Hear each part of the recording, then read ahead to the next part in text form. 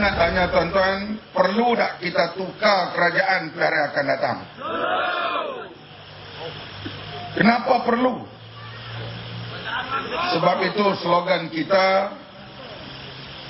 ubah sekarang, selamatkan Malaysia. Kenapa kita guna perkataan sekarang? Tak boleh lewat daripada pilihan raya ini. Sebab negara sedang menuju kepada bankrupt. Kita akan menghadapi masalah keuangan yang berat kalau BN terus memerintah. Ini bukan soal cemburu buta. Ini soal fakta. Hadirin sekalian, dalam parlimen, Timbalan Menteri Keuangan mengatakan, di sudut kemampuan berhutang, menurut KDNK ini keluaran negara kasar lah, kita boleh berhutang katalah 56%. Sekarang kita telah berhutang 54%. Hanya selisih 2 lagi. 2 saja lagi, 2%. Artinya keuangan negara dalam bahaya. Pada masa yang sama, wang negara ini dibawa lari keluar, makin tahun makin banyak. Didedahkan oleh satu jawatan kuasa keuangan antarabangsa yang membuat kajian, 12 tahun wang negara dibawa lari keluar lebih kurang 1,07 triliun. Kita bersebut ribu, juta, ratus juta, bilion, mari pak perkataan triliun. Triliun ni kosong dia sedepah. Bila wang ni banyak bawa keluar, bermakna wang itu tidak berpusing dalam negara. Ini yang berbahaya. Kenapa England kaya, tuan-tuan tahu? England, United Kingdom, dia bukan ada hasil mahsul yang banyak. Dia kaya kerana orang pergi hantar duit pada dia. Pelajar, ada berapa ratus ribu menuntut di sana. Berapa mereka belanja? Kita, dia ada 4, dia ada lebih 50 negara Commonwealth. Semua pergi melawat sana, pergi belanja sana. Artinya orang datang longgok duit ke situ.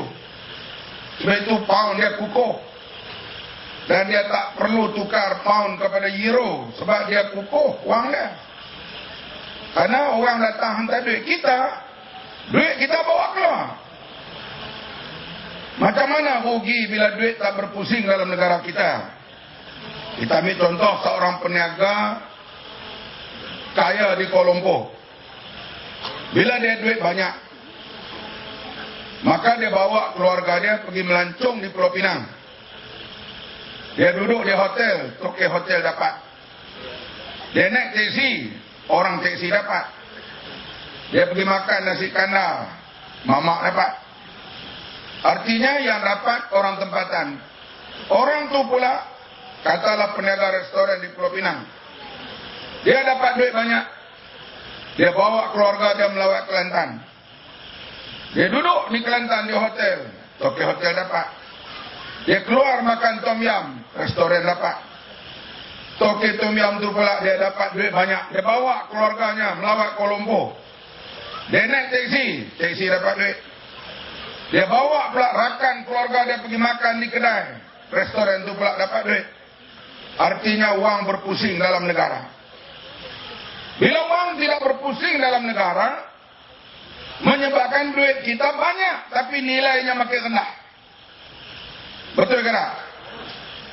Sekarang ni kalau kita bawa RM5, tak boleh masuk minum dalam restoran. Masuk tengok? Dah RM1 Pak Kupang, RM1.40, RM1.30 sen. Kita balik belah kanan tengok di dinding, mi goreng RM4.5. Akhirnya dia minum teh, dia tak order mi goreng. Orang tanya kenapa tak makan mi pakcik? Banyak minyak, tak boleh makan. Minyak apa? Hang bawa RM5. Saya sendiri yang tadi sekalian kalau bawa RM50, saya minum di Petaling Jaya kah, di Shah Alam kah, di Kuala Lumpur lah. Dalam restoran saya masuk minum, kalau RM50 saya bawa, saya cari kerusi yang menghadap ke dinding. Supaya orang tak nampak. Minum joy bag keluar. Kalau saya duduk di luar, mampus. Hai Pak Mat, malam ni jalan mana? Kita yang tak malam minum. Duit RM50. Dulu Melayu sekarang Cina pula. Ayah, lu Muhammad Sabu lah. Ayah, lu dalam solat kabar Cina, lu banyak bagus yo. Kita kata apa? Minum, mampu. Lagi India pula lalu. Artinya kita kalau RM50, kita cari kerusi menghadap ke dinding. Betul kan? Kalau saya minum di restoran, saya menghadap ke jalan, tu saya ada duit tu. Kalau nampak saya menghadap ke dinding orang-orang, jangan tegur lah. Saya tak ada duit hari itu. Artinya RM50 sekarang nilainya sudah kecil. Saya bercakap macam ni lah dari sekalian lepas ceramah di Parit Sulung, Johor. Ada seorang anak muda, bila saya nak balik, dia beri RM50 pada saya. Dia beri, duit tu saya simpan di ni, ada dalam dompet ni. Dia kata, Pak Mat, lain kali minum, cari restoran, menghadap ke dinding, cari hak murah. Kemudian dia kata, menghadap ke dinding, jangan menghadap ke dinding, cari restoran yang menghadap ke jalan, hak murah sikit, belanjalah dengan duit ni. Dia bagi RM50, saya simpan. Ramai untuk tanya sekarang, Pak Mat nak tengok duit tu, saya tak bagi. Sama kawan-kawan Tionghoa, dia nak tengok nombor duit, dia nak tikai kok. Lepas itu saya simpan, elok saya tak bagi. Saya nak cakap bagi mudah orang faham nilai duit kita makin rendah. Betul kan? Sekarang kalau kita bergaji 1.000, 1.200, kalau berada di Kuala Lumpur, mampus. Minum pagi di Pusrawi Hospital, 1 mi sup, 1 teh, RM7. Kalau minum pagi RM7, makan tengah hari berapa? Minum petang berapa? Makan malam berapa? Inilah hadirin sekalian, kalau gaji 1.200, bujang di Kuala Lumpur, ujung bulan makan Maggi. Kenapa nilai duit kita jatuh walaupun disuruh angkanya meningkat pendapatan?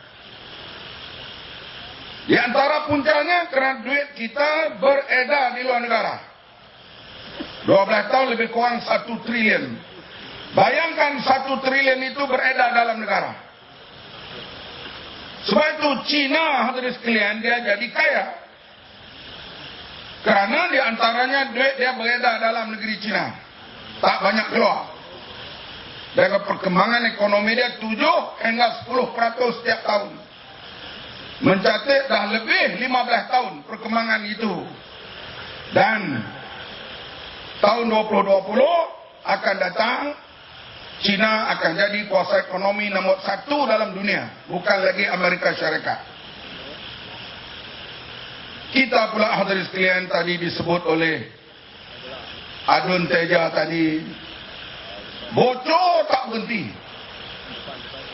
Audit negara dah terang dah bagaimana wang negara kita dibelanja. Mari kita lihat hal kapal selam, hal kapal terbang.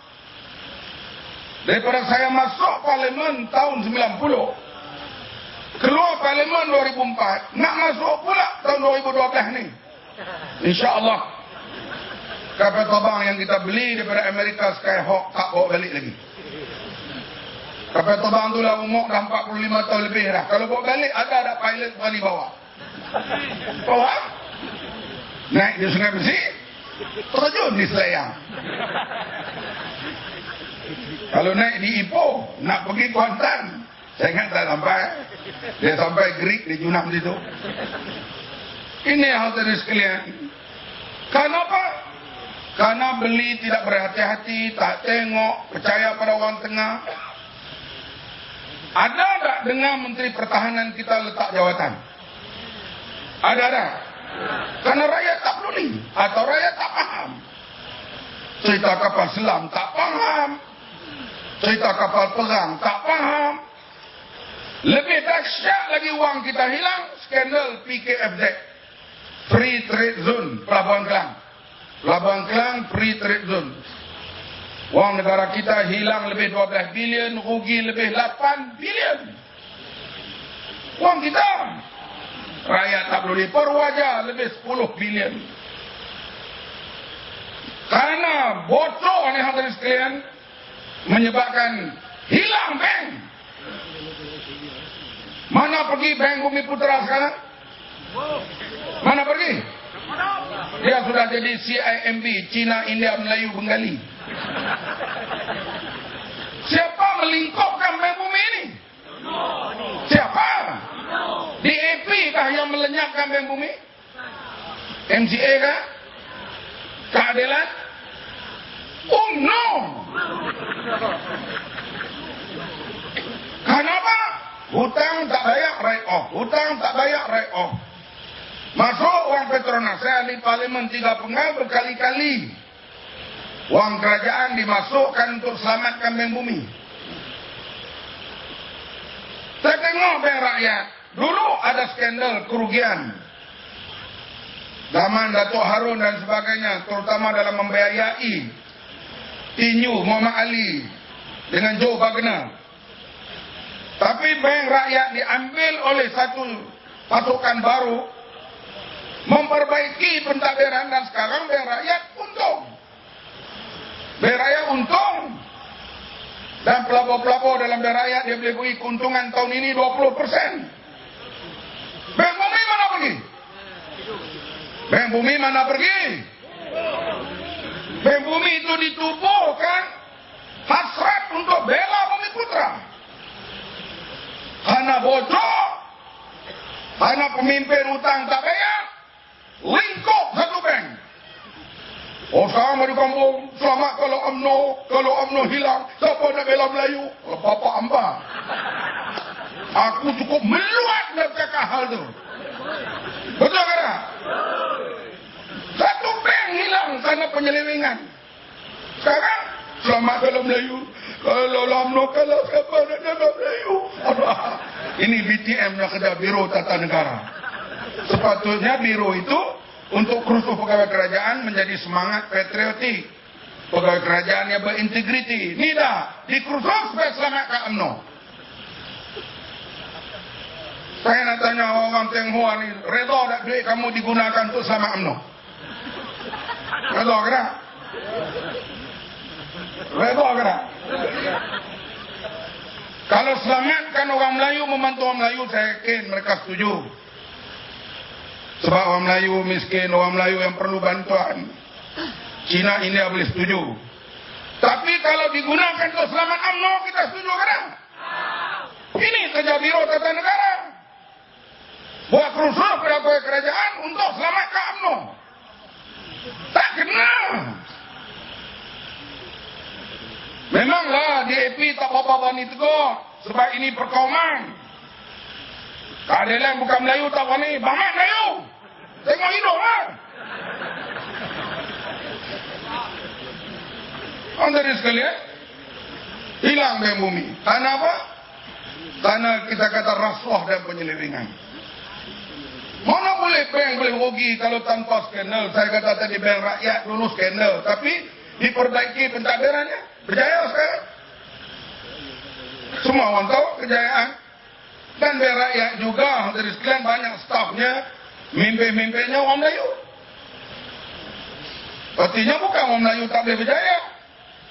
Tapi kena ada sikap amanah. Kalau tak ada amanah, habis bagi bank hilang. Tabung haji itu pun tak selamatkan. Tinggal haji, tabung boleh hilang. Saya baik kita pantai habis-habisan dulu ni, dia betul balik sikit. Hadirin yang dihormati sekalian. Bila kita skandal ni orang tak faham. Sampailah cerita lembu baru rakyat faham. Ni orang India faham, Melayu faham. Cina dia lain sikit, dia faham marah. Sebab lembu dia tengok hari-hari. Dia tengok lembu lintas jalan, dia kata, ganggu syariat ni. Katanya dia faham. Bila dia faham, bila rakyat faham penyelewengan wang, baru pemerintah susah. Betul ke tak? Kita kita pun esok bila kita educate rakyat, rakyat faham kita memerintah cukup susah.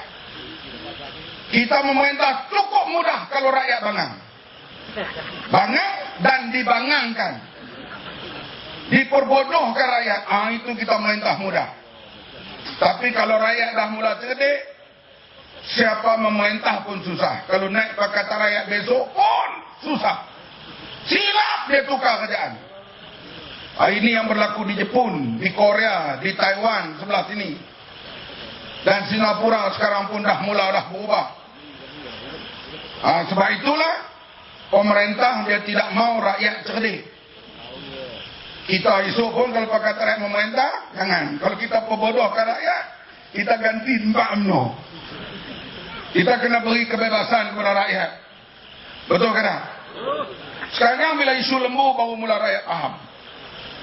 Sebab itu Tun Mahathir Mohamad dia kata syarikat kena berhenti. Kalau tak berhenti, UMNO boleh kalah. Datuk Kamaliah Ibrahim, timbalan ketua wanita UMNO, dia kata kami pergi mana pun orang panggil kepada kami wanita lembu. Dia minta syarikat berhenti sebagai ketua wanita. Nak mengapalai pilihan raya belah orang lain. Datuk Seri Najib, dia hanya berani suruh ataupun mengizinkan Syarikat Jalil berhenti sebagai Menteri Kabinet. Dia pangku sekarang ni. Menteri Hal Ehwal Wanita Najib Tun Razak. Itu nama pun dah tukar sekarang menjadi Najimah. Najib dan Rosmah mentadbir sekarang ni. Hadirin yang dihormati sekalian, wanita dia tak berani suruh syarikat berhenti, saya rasa. Sebab syarikat ni hari itu ni dia marah lempar menagung UMNO. Dia kata ni bau singsing lengan, belum lagi selak kain. Dia nak selak kain, orang takut nak. Tambah kalau dia buka semua. Tu hak gelak tu mesti dia ingat oleh itu. Artinya dia boleh dedah skandal menteri-menteri lain. Betul ke tak? Siapa yang luluskan 250 juta kepada NFC ini? Siapa? Najib. Kalau dia dedah betul-betul yang tadi sekalian, berat. Sebab itu dia izinkan dia jadi ketua wanita UMNO lagi. Dan Kak Rafidah duk walirah. Dia kata janganlah kerana pijak seko. Kita tak musnah pijak, kita biar kelambu terbakar. Pijak tu syarikat dah tu. Tapi cakap orang tua-tua ni dia beralui. Hadirin yang dihormati sekalian, rasuah pula makin meningkat. Tahun ni kita nombor 60. 2 tahun lepas kita nombor 56. Artinya rasuah makin meningkat. Hadirin sekalian, saya bersembang dengan Tan Sri Kadir Syekh Fadil sebelum dia umum keluar UMNO. Sampai berita harian kata Tan Sri Kadir Syekh Fadil keluar UMNO, mak siapa yang pujuk? Itu nak merendahkan martabat dia. Tak kalah bekas seorang menteri ahli UMNO lebih 40 tahun. Duduk dalam majlis kerja tertinggi UMNO lebih 20 tahun. Takkanlah saya boleh pujuk. Tentulah atas fikiran dia sendiri. Dia kata menteri-menteri sekarang isteri mereka pergi shopping di luar negara, sekali bawa 200-300 ribu. Saya kata mana mereka ambil duit Tan Sri? Menteri lah ni semua mencuri.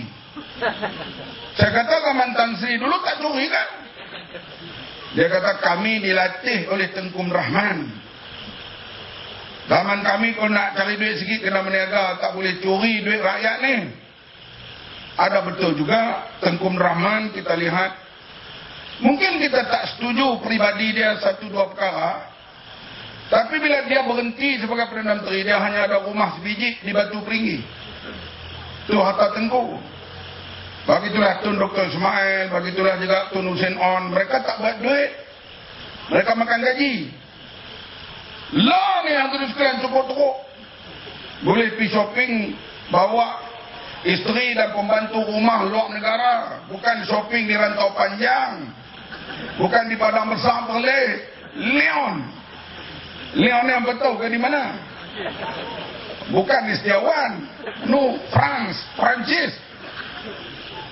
Hadirin sekalian, kalau Dayangku Intan yang baru menyertai keadilan, kalau dia mari ceramah, tuan-tuan pergi dengar. Dia ada satu rahsia besar yang dia letukkan sekarang. Seorang menteri jumpa seorang penyanyi, barangkali kekasih. Setiap kali jumpa dihadiahkan RM200,000. Ini pendedahan baru yang dibuat oleh Dayangku Intan. Sekarang dia dah masuk parti keadilan. Dia kata ni meletup besar pula ni. Siapakah menteri itu? Tunggulah filem akan datang. Soalnya hadirin sekalian, bukan soal duit. Soalnya mereka ni ambil duit di mana? Ini rakyat kena tanya. Hadirin sekalian, ini wang negara kita hilang. Bila berlaku pendedahan demi pendedahan, pemerintah Barisan Nasional insaf atau tidak? Insaf ke tak? Ya. Baru-baru ini semua keluar dalam berita Malaysia Kini, Malaysia Insider, tak dinafikan oleh pemerintah lagi. Kerajaan menghapus kira write off hutang Tan Sri Tajudin Ramli sebanyak 589 juta. Orang kampung sekalian, banyak tak 500 juta ni dekat 600 juta ni? Banyak tak? Dihapus kira. Sebab kalau bawa ke mahkamah, kemungkinan Tun Daim dan Tun Mahathir akan diheret ke mahkamah. Ada mereka orang besar, mereka orang kopat. Barangkali kes ini ditutup, write off hutang mereka. Sebaliknya pelajar PTPTN yang berhutang RM5,250, saya ada surat itu dalam beg lah kereta, dia didakwa di mahkamah karena hutang RM5,000. Zalim tak pemerintah ni? Ni yang pelajar marah ni duduk kubur dataran mereka ni. Kalau betul-betul Malaysia susah, duit tak ada, tak apa, ambil tindakan kepada Tan Sri Tajudin Ramli, ambil tindakan kepada pelajar yang berhutang, baru adil. Ni dah orang kaya dihapuskan hutang, yang miskin pelajar ambil duit kerana nak belajar, dia didakwa di mahkamah. 400,000 pelajar PTPTN dalam blacklist sekarang ini. Siapa keluarga kita yang ambil pinjaman PTPTN angkat tangan? Angkat? Belum. Kalau betul-betul Malaysia tak ada duit dah, kena merayu pada pelajar bayar, bagi saya okey. Tapi Tan Sri Tajudin Ramli yang hartanya, tanahnya begitu banyak di Langkawi, perniagaannya begitu hebat, kenapa kamu boleh hapus kira? Ni yang menyebabkan bank bumi bankrupt. Kalau kerajaan terus buat begini, boleh tak Malaysia bankrupt? Boleh ke tak? Kalau bankrupt esok siapa nak tanggung? Mamat tak bala tua ni, muda-muda ni. Macam mana kamu nak hidup dalam negara bankrupt? Nak tengok tak negara ni bankrupt? Nak tengok? Undi Ben. Tak mampu habis kita semua. Ya, ini Bamak bagi amaran sungguh-sungguh ni. Takkan Cina, takkan Melayu, takkan India. Benda ni benda penting. Bukan soal cemburu. Tidak. Kalau UMNO BM memerintah dengan baik, jaga awak rakyat, merintahlah. Bamak cukuplah jadi pembangkang ataupun jadi teguk atau duduk oleh NGO. Tapi kita tak boleh biarlah. Karena keadaan sudah motorat sekarang ini.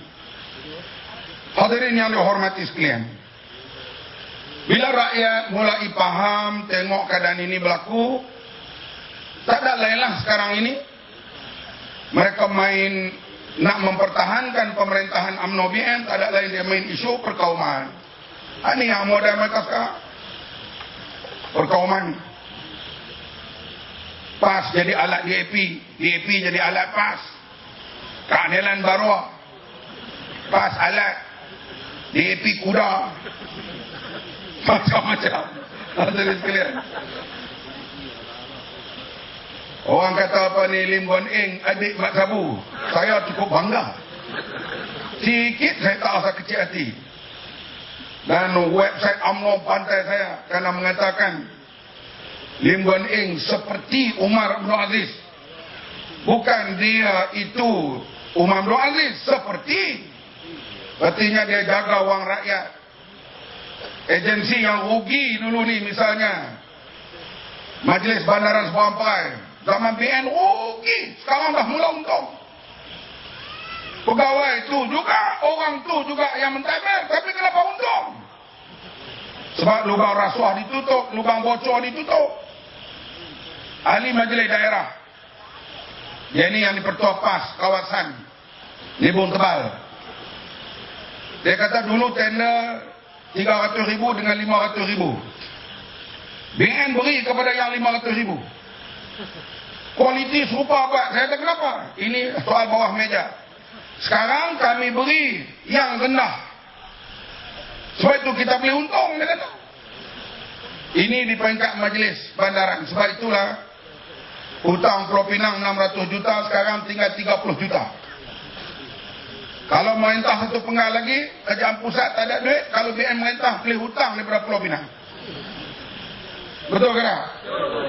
Artinya dia bersungguh-sungguh nak jaga wang rakyat. Nak elakkan benda ni, bincang hal perkauman.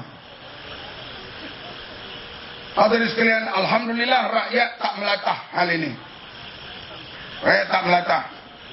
Setakat ni lah. Kita tengok modus operandi kerajaan yang nak jatuh selalunya serupa. Di Mesir, bila rakyat keluar ke jalan raya, hangat tak? Saya tak pakai baju lain dah sampai 28 bulan, tidur pun baju kuning.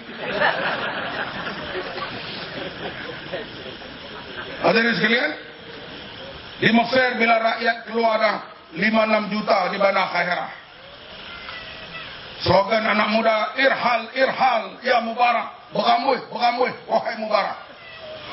Mubarak ni presiden UMNO Mesir. Pilihan raya, tobat parti lain tak menang, mesti UMNO Mesir menang. Dia guna tentera, dia guna polis, dia guna unipos, macam Malaysia. Akhirnya bila rakyat keluar berjuta, dia pun paksa lah berhenti. Sebelum itu, gereja-gereja terbakar. Gereja. Berapa orang pemuda Kristian terbunuh. Apa tujuan? Mereka nak munculkan peperangan antara agama Kristian dan Islam. Apa yang berlaku antara Kristian parti Islam di Mesir? Ikhwan Muslimin mengerahkan pemuda-pemuda Islam pergi jaga gereja.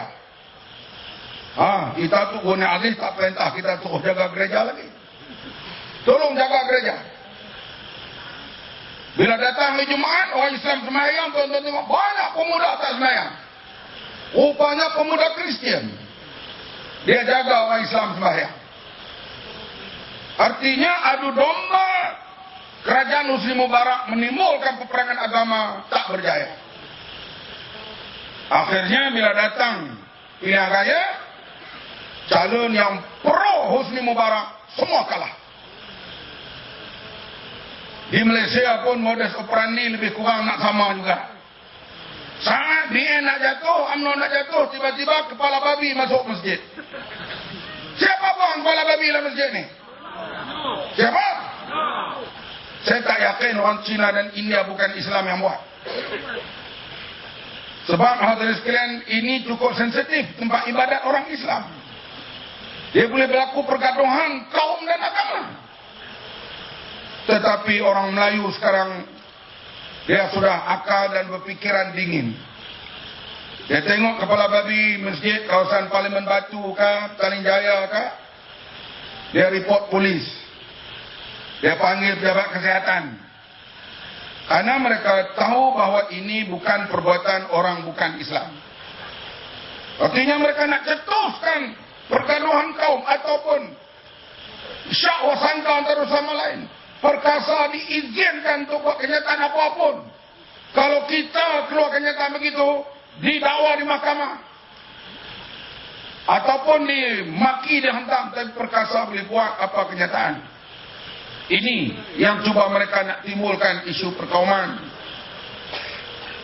Hadirin sekalian, alhamdulillah setakat ini tak berjaya. Saya kata tadi, hak-hak orang Melayu hilang bukan kerana DAP perintah. DAP tak perintah Malaysia lagi. Tanah Reserve Melayu sudah hilang 1.3 juta hektar. Siapa yang memerintah selama ni? Siapa?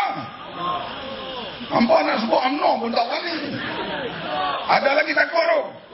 Siapa yang menghilangkan tanah Reserve Melayu selama ni?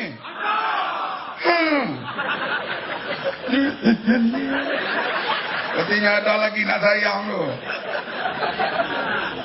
Bukan DAP yang memerintah persekutuan atau negeri. Tanah memang di bawah kerajaan negeri. Hadirin sekalian, saya tanya lagi sekali, Beng Putra yang hilang selama ni siapa punya angkara? Hampa tahu pun. Tapi kenapa sekarang bila UMNO mari ceramah, kalau UMNO kalah, siapa nak jaga Melayu? Kamu percaya? Bukan kamu lah, adik-adik kamu. Bantuan ke sekolah kamar rakyat, siapa yang sekar? Di AP bagi, di Pulau Pinang. Bukan takat beri bantuan sekolah kamar rakyat. Orang hafal Quran diberi pula elam khas. Ada hadirin sekalian orang bukan Islam hafal Quran di Malaysia lah? Ada ke tak? Tak ada. Jadi kalau yang hafal Quran siapa? Orang Islam, orang Melayu. Diberi elam di Pulau Pinang. Tapi ditimbulkan isu ni hanya dalam bentuk persepsi. Seolah-olah kalau UMNO kalah, tak ada siapa nak jaga Melayu. Tadi disebut DAP akan bertani berapa puluh kerusi. Dia kebanyakannya melawan MCA dan gerakan. Kalau UMNO kalah, siapa nak menang tempat itu? PAS atau keadilan Melayu. Tapi ditanamkan persepsi dalam pemikiran seolah-olah UMNO jaga Melayu, dah orang akan percaya sebab media doktrin hari-hari. Ini yang dimasukkan, masuk dalam pikiran. Bila benda yang bohong diulang 100 kali, orang anggap ianya benar. Macamlah pokok ada di kawasan kubur, orang kata berantu. Orang ni kata berantu, orang ni kata berantu. Kita pun lalu bawah pokok tu, bulu rumah naik. Padahal siapa pun tak pernah tengok hantu di situ. Sebab benda yang bohong diulang berkali-kali, orang anggap benar. Hadirin yang dihormati sekalian, dalam keadaan begini maka kita harap kerajaan yang ada ni perlu ditukar. Di Perak kembali Pakatan Rakyat memerintah. Betul ke tak? Orang Melayu duk kata PAS jadi menteri besar, Ehsan DAP karena menang 6 kerusi. Tak mau bagi jadi Ehsan, bagi menang banyak. Boleh akan datang kita menang 18. Boleh ke tak? Boleh ke tak? Masa itu nak kata Ehsan apa lagi? Sebab itu kita kena menang banyak. Dan saya yakinlah menang banyak kali ini. Orang-orang Melayu pun dah nampak dah perubahan yang berjaya dibuat oleh kerajaan Pakatan Rakyat.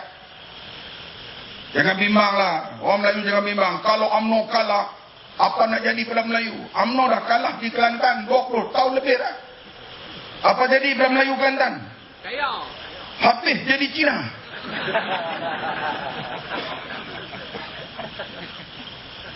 Tengok sekarang Pulau Pinang, apa nak jadi kita? Cina jadi ketua menteri. Pertama kali Cina jadi ketua menteri Pulau Pinang. Kau sukun dulu Jawa.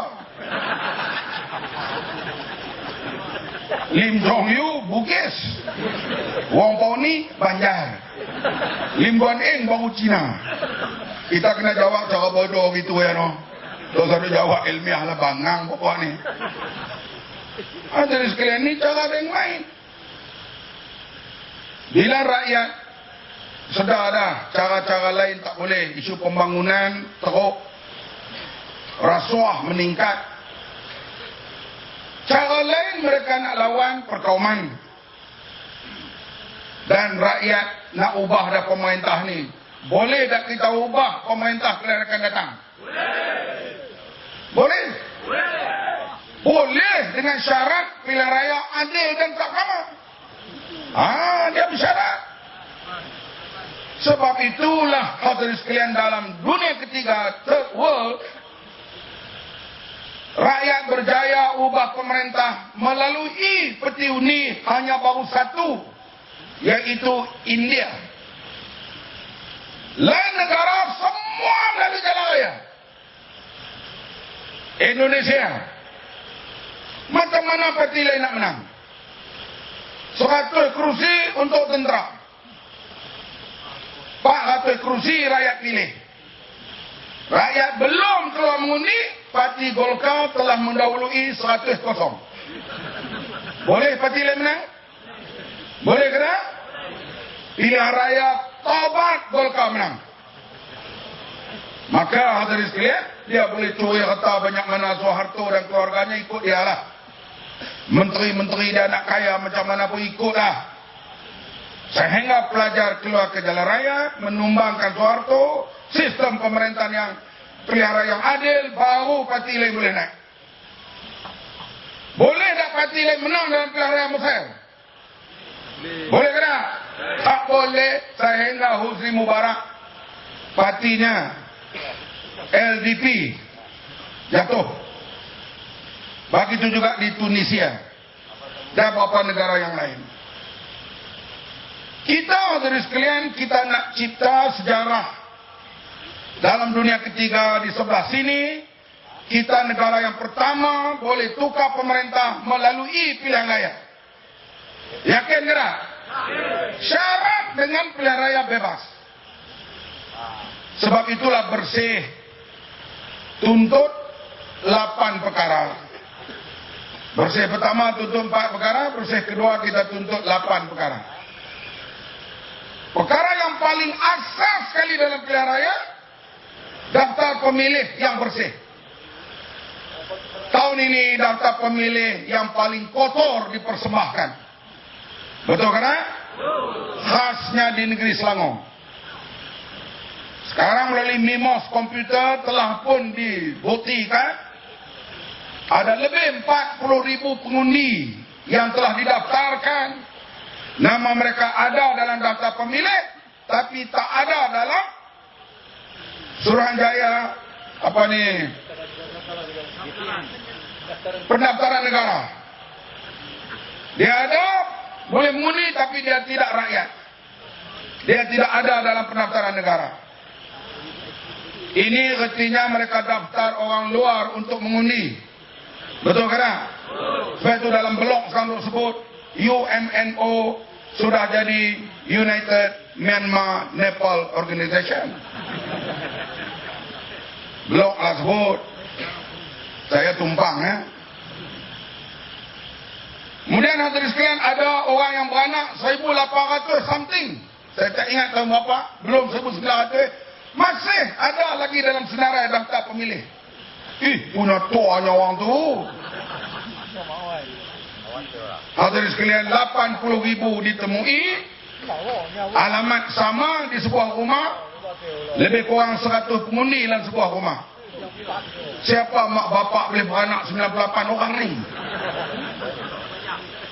Perkara ini, daftar pemilih ini amat meragukan. Betul ke tidak? Sebab itu kita tuntut pengurusi SPR letak jawatan. Sebab kalau rakyat dah tak percaya dengan pilihan yang adil, dia akan berlaku seperti Tunisia, seperti di Mesir dan lain-lain negara. Betul ke tak? Bukan ramai-ramai. Saya cakap ni, tapi budak muda kita tak tahu. Saya tengok sekarang ni, dua berkumpul dataran Merdeka tu, bukan cetusan idea daripada Pakatan Rakyat, tapi generasi baru. Kalau mereka dah tak percaya dengan pilihan raya, Dan dia keluar berjuta, esok jalan raya, semua susah. Kami susah, kamu pun susah. Sebab itu kita kena beri keyakinan kepada sistem pilihan raya ni. Yang kedua yang kita tuntut hadirin sekalian, paling tak ditunaikan akses kepada media. Betul ke tak? Saya ni jarang tengok otak berita. Blog-blog pun saya jarang baca. Sebab tak dan. Kawan tu pergi laporan. Blog ni maki Muhammad gini. Blog ni kata gini. Itu saya relax sebab saya tak baca. Maklumat ada lah. Kawan-kawan tukang baca ni banyak. Hadirin sekalian, akses kepada media. Hari itu saya tertengok warta berita pukul 6. Tertengok. Duduk kedai kopi tengok warta berita, tengok lah. Tengok warta berita RTM, betul-betul propaganda UMNO. Betul ke tidak? Dia boleh sebut Najib Tun Razak Perdana Menteri resmikan upacara ini, okey? Syafiq Afdal buka tanah di sini buat perumahan, okey, melaporkan kegiatan kerajaan. Tapi pembaca berita itu kita menyeru ini pembangkang, jangan rakyat mengundi dan hendaklah menolak pembangkang. Ketika dia jadi juru kempen bagi UMNO. Boleh tak RTM buat begitu? Boleh tak? Karena dia duit kita. Ini perkara mustahak, hadirin sekalian. Dia boleh menceritakan kegiatan menteri-menteri. Itu memanglah propaganda kerajaan, okey. Tapi menyeru orang menolak pembangkang, menolak PAS, menolak keadilan, menolak DAP, bukan kerja RTM. Ini yang disebut oleh Tan Sri Kadir Syekh Fadil. Dia kata sekarang ni radio TV out semua daripada landasan selepas kita merdeka dulu, kata dia. Hadirin sekalian, media ni cukup penting. Orang Islam, hal-hal agama ni cukup sensitif. Ingat tak dulu cerita Tengkolok Tunku Razali? Pilihan raya tahun 90, ingat kan? Tunku Razali pergi ke Sabah. Waktu itu PBS umum keluar BN. Tunku Razali pemimpin Parti 46 bergabung dengan kita di bawah Angkatan Perpaduan Ummah. Dia melawat orang Kadagan, dia disarungkan Tengkolok. Betul-betul tengah-tengah tu macam palang Kristian. Berita itu keluar hari Khamis. TV, radio, utusan, keluar semua hari Khamis. Hari Jumaat, khutbah di seluruh negara. Mengisytiharkan orang yang pakai simbol itu, dia telah murtad daripada agama Islam. Hari Sabtu mengundi. Kita terngada, tak ada jawapan. Orang Melayu marah kepada kita. Marah kepada 46. Kita jangka boleh menang beberapa belas kursi parlimen. Out, habis. Hanya selamat Kelantan. Fitnah terhadap Tunku Razali itu, berita itu betul atau tidak? Betul atau tidak? Tak betul. Siapa melawan perkampungan Kadagan akan diletakkan Tengkolok. Barulah disebarkan Dr. Mahathir pun pernah pakai. Haris Saleh pernah pakai. Musa Hitam pernah pakai. Dia bukan palang Kristian. Dia simbol daun ubi yang nampak palang. Rakyat tahu kemudiannya nak apa? Pilihan raya dah lepas. Cuba kita akses kepada media. Tunku Razali difitnah begitu, wartawan pergi jumpa dia. Macam mana Tengku? Oh, pakaian Tengkolok ini dipakai oleh semua tetamu, termasuk Tun Mahathir Mohamad, termasuk Haris Saleh, termasuk Musa Hitam. Rakyat faham. Tapi dia main isu pakai pakaian menyerupai agama lain. Lingkup dah kita.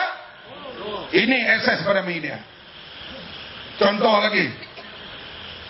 Saya nak beritahu kepada orang Melayu ni, benda-benda media ni cukup penting ni. Kalau dekat pilihan raya, misalnya dia kata kerajaan Kedah roboh surau lama. Nasib baiklah berita itu keluar jauh dari pilihan raya. Betul tak kerajaan Kedah roboh surau lama di Alostar? Betul ke tak? Betul. Tapi ayat kedua dia tak sambung. Untuk membuat surau baru, surau lama muat 50 orang, surau baru muat 400. Ayat kedua tak disebut. Dia kata kerajaan Kedah roboh surau. Ada pula pemimpin UMNO ditunjuk perasaan. Jangan roboh surau. Setengah-setengah hati tunjuk perasaan pun semayang mana? Kita dapat laporan orang mereka juga. Orang UMNO kita kata bahamat. Hak keluar tu kita tahu mereka tu. Tapi isu itu kalaulah sehari sebelum pilihan raya, jahanam tak kita? Orang Melayu di Teronoh akan marah. Orang Melayu di Setiawan akan marah. Inilah kata rakyat, roboh surau. Ini jadi alat DAP. Padahal tak diterangkan surau lama diroboh yang penghuni 50 orang untuk buat surau baru yang boleh muat 400. Limbanin jual tapak masjid. Kalau sehari sebelum mengundi, orang Melayu marah ke tak? Tak apalah tuan-tuan yang duduk sini faham. Dia tanya dulu, dia telefon Mamat. Mamat, macam mana ni? Adik Mamat dia tempat masjid. Tapi orang-orang Melayu, dia tak tanya. Yang ditimbulkan, yang mereka buat tunjuk perasaan jual tapak masjid itu sebenarnya tanah itu dijual di zaman Kosukun. Masa Kosukun UMNO ada dah ESCO. Ada tak? Tapi orang kita dapat tahu kemudian lah. Aung San Suu Kyi itu ketua pembangkang Burma. Dia sudah boleh ceramah dalam televisyen. Yang Najib Tun Razak puji masa melawat Burma. Pembaharuan yang dibuat di Myanmar. Balik negeri ini, dia tak buat. Betul ke tak? Inilah yang terus sekalian. Akses kepada media ini cukup penting. Ini yang kita lihat, mereka boleh merangkap fikiran rakyat. Dan Aung San Suu Kyi bertanding pelahara kecil 45 kursi. Parti dia menang 43. Kita kalau boleh akses kepada TV, semua serangan itu, mereka boleh serang, mereka boleh hentam. Bagi Ning Azri jawab, bagi Lim Guat yang jawab, bagi Angga Ibrahim jawab. Saya ingat UMNO 1 kursi pun payah tinggal. Betul ke tak? Ini mereka hidup atas serangan media yang tak betul. Satu isu. Inilah tuntutan kita. Dua perkara asas, yang lain-lain ini penting lagi. Tapi dua asas ini, daftar pemilih, akses pada media. Seterusnya kita lihat institusi kerajaan yang berwibawa. Ini tuntutan kita juga. Sama ada PDRM, sama ada kehakiman. Coba tengok institusi kehakiman. Al-Tantuya dibuktikan dibunuh. Siapa bunuh Al-Tantuya? Siapa? Polis. Seorang berpangkat inspektor, seorang kopral. Apa nama inspektor itu? Siru. Ni kopral? Adilah. Okey, mahkamah membuktikan inspektor polis dan kopral bunuh Al-Tantuya. Adakah kerja polis bunuh orang? Kita ada jumpa polis lalu dalam sekatan jalan raya. Adakah dia ambil pistol tembak kita? Ada? Bahamat ni balai polis mana yang Bahamat tak naik? Bukan naik sukarelawan, dijemput untuk pergi. Balai polis ni pun tebal, balai polis Bukit Mentajam, balai polis Tanjung, balai polis Taiping, balai polis Melaka, mana? Saya betul lah ni korang sikit lah. Kalau tahun lepas ke 2-3 tahun dulu, bila saya telefon isteri saya pukul 2 pagi, dia angkat telefon, abang duk kat mana? Belum kita cerita apa lagi. Dia tahu dah bila telefon 2-3 pagi ni, duk dalam lah tu. Tak ada pun saya dibunuh. Ya, mahkamah membuktikan polis, inspektor dan kopral bunuh Al-Tantuya. Boleh tak polis bertindak tanpa arahan? Siapa yang mengarahkan polis membunuh Al-Tantuya ni? Ini persoalan. Artinya filem Al-Tantuya, filem yang tak selesai.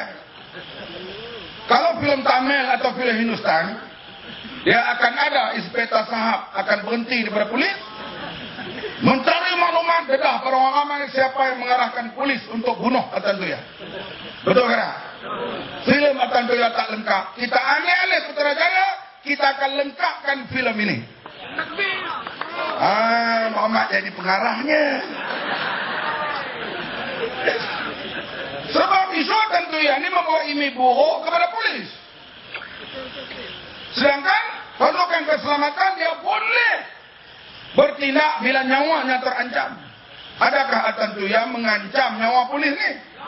Dia ada senjata apa? Senjata asli.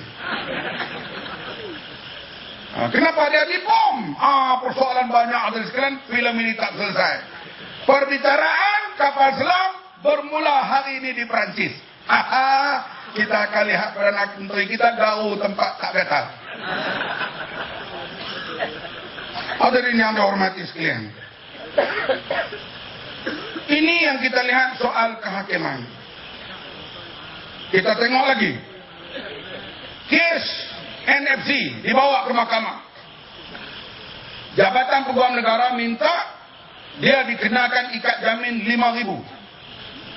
Hakim Kumati terkejut.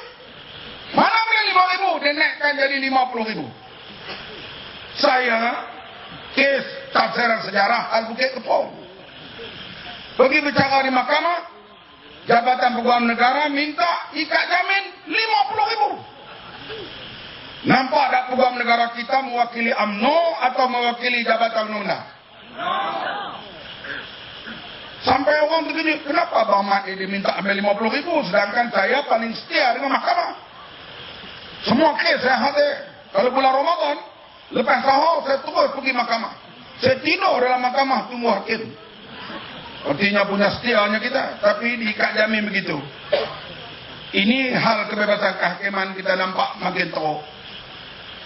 Sebab itulah NGO Bersih memutuskan untuk buat himpunan Bersih 3. Siapa ketua himpunan kali ini? Datuk Esama Said dan Ambega. Datuk Esama Said minggu lepas sambut hari jadi yang ke-77. Berat dia saya ingat dalam 60 kati. Berjalan seorang-seorang, kau biasa dengan beg galah dia tu, sastrawan negara. Kalau orang umur 77 nak mengapalai, pergi bantah, duduk di dalam mereka, kamu yang umur 40 ke bawah, kalau tak pergi malu ke tidak? Mana nak letak awang liku kamu? Muka depan Suaka Baharakan, Presiden kita Tugu Rajadi mengatakan ahli-ahli kita wajib hadir ke perhimpunan itu. Tok Guru bukan hadir, kita pula dia suruh artinya wajib berganda. Boleh hadir tak semua ni? Atas nama pakatan semua kena hadir. Melayu, Cina, India, DAP dan sebagainya. Kader Syekh Fazil pun umum dia akan hadir. Tengku Razali Bersih pertama dia tak sokong. Dia diam dirilah, tak tahu dia sokong ke tak. Bersih kedua, Tengku Razali tak kata apa. Bersih tidak. Tengku Razali menyokong himpunan Bersih untuk menuntut pilihan raya yang adil. Sedangkan dia masih UMNO. Ceramah kami di Kebun Baru ini termasuklah yang menyokong himpunan Bersih ini anak Tun Ghaffar Baba, Tamrin Ghaffar. Banyak lagi tokoh-tokoh veteran UMNO akan bersama dalam himpunan Bersih nanti. Kenapa? Karena mereka lihat cara pilihan raya, cara propaganda sekarang jauh daripada mereka ambil kemerdekaan dulu pada tahun 50-an dan 60-an. Hadirin yang dihormati sekalian, ini yang kita lihat Bersih 3 perlu secara aman kita akan tuntut supaya bersih data pemilih, akses media dan lain-lain tuntutan, supaya hadirin sekalian negara kita dapat kita bentuk dengan lebih baik pada masa yang akan datang. Najib Razak kemukakan konsep wasatiyah. Aku nak sebut bumbu meluah. Wasatiyah ni sederhana. Antara Datuk Seri Najib dengan Tok Guru Ni Aziz, siapa yang layak bercakap soal wasatiyah? Ya, konsep wasatiyah kah? Isteri ada cincin sampai 24 juta. Konsep wasatiyah kah? Bertunang anak belanja lebih 400,000. Konsep wasatiyah kah? Ayak sebulan 30,000 lebih. Ni bukan orang mani, ni badak mani. Konsep wasatiyah kah? Hari jadi juga mengambil wang rakyat. Wasatiyah kah? Beli gelang harga 1 juta. Konsep wasatiyah kan beg tangan harga 300,000. Muslimat sini beg tangan berapa? Tu pun suami beli hak plastiknya. Yang boleh bercakap hal wasatiyah ni tu Guru ni Aziz. Betul ke tak? Daripada dia jadi menteri besar, dia duduk rumah tu lah sampai sekarang. Sampai polis nak jaga pun tak boleh. Sebab tak ada pagar. Mana ada pagar rumah tu Guru? Depan sekolah, belakang masjid, rumah dia. Hari raya, dia tak buat jamuan. Dia tak ambil elong kerajaan. Dia jamu ala kadar. Dia pergi TO tapai. Siapa nak makan sate, bawa sendiri. Adakah orang komplain tu Guna Aziz tak buat sate? Orang tahu dia tak ambil elong kerajaan. Bahkan rumah dia jadi pusat orang pergi tengok pelancongan. Orang Jerman, orang Korea dan nak tengok mana rumah Menteri Besar Kelantan. Baik tu konsep yang dia buat itu, hantarlah siapa pun. Mahathir jadi pengurusi perhubungan. Nak ambil balik Kelantan, gagal. Hantar Anwar Musa, nak lawan tu Guna Aziz. Dia kata lebih baik aku jaga bola. Akhirnya bola pun kena tenang. Hantar Tengku Razali. Dia kata tak jadi lawan tu Guru, lebih baik aku sokong tu Guru. Inilah konsep wasatiyah. Dia hanya main slogan saja. Padahal dia penghabis wang rakyat, bukan wang dia, hadirin sekalian. Semua ni jawapannya kita nak lihat. Kita kena tukar pemerintah. Lihat bagaimana janji kita dalam buku jingga dilaksana. Misalnya elon tambahan kepada guru RM500. Boleh tak kita buat? Mana tahu kata boleh. Nak hapuskan tol Lebuh Raya Utara Selatan, boleh ke tak? Mana tahu. Kena ambil alih dulu tengok. Oh, tengok-tengok boleh. Indeks rasuah tempat 60, Pak Teng kita merintah jatuh ke tempat 20 contohnya. Kemudian bocor. Daripada 20 bilion tinggal sikit ya lagi. Datang pelanggan sekali lagi, undi lagi. Masuk penggal ketiga, kita tengok dah mula belai. Apa ni, Siwa Kumar dia ada 8 biji banglo. Misalnya isteri dia shopping di Bombay. Beli sari paling mahal. Sari yang dipakai oleh Priti Zinta. Ataupun apa ni, Jaya Lalita. Mahal, tak padan dengan gaji dan elong. Kemudian kita lihat pula kan apa ni, wakil rakyat kita Teja ni, bini satu hak sah, hak tak sah diketahui ada 3. Idham Lim pula tengah hari Jumaat mingkok. Tak main di Perak, main di Kuala Lumpur. Bila penggal ketiga, tuan-tuan lihat wakil rakyat kita hidup begitu, rasuah meningkat semula. Datang pilihan raya, apa tuan-tuan nak buat? Apa kata rakyat pula? Boleh tak rakyat buat begitu? Kalau boleh, kenapa tak boleh tahun ni? Boleh ya? Jadi kita mau Perak, Dewan Undangan Negeri, kembali ke Pakatan Rakyat, dan Putrajaya diperintah oleh Pakatan Rakyat. Boleh? Wabillahi taufiq wal hidayah. Wassalamualaikum warahmatullahi wabarakatuh. Takbir. Saya Nangri Penakan. Terima kasih.